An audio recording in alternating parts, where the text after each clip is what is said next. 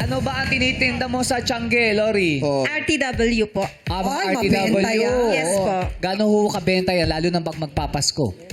Pag Christmas, okay lang sumugal kasi maraming needs ng pangregalo. Sa ngayon Yeah. kasi matumal. Matumal Wala, pa. matumal pa ito, Matumal. Oktubre, no? Oo. Kasi natalo ng mga online. Oo, apektado pala sila, tama, Yes, ng mga oo. Tiangge.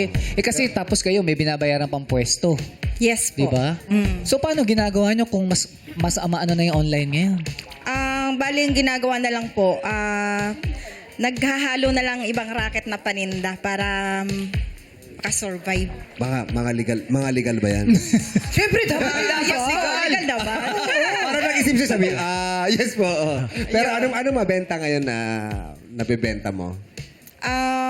Hinahaluan ko rin kasi siya ng mani. Nagluluto ako ng adobong mani. mani. adobong mani. Yes Yung may po. bawang? Yes. Paborito mo yan, Jo? Dala. Oo. Meron kang dala? Yes. Sige, Oo, yung pagkita papakita naman. Ano kasi iniwan namin dun sa Iniwan? May libreng damit?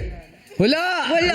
Ano lang yun, syempre, yung Manila. Oh, magkano po ang bentahan nyo dun sa mani? 25 pesos per pack. Ay, murang-mura. So, sa tingin mo ganyan, Lori, mas nagiging mabenta na ba yung mani kesa doon sa mga RTW mo? Bali, halo po siya.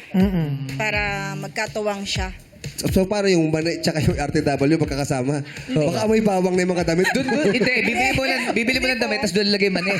Doon may babalo.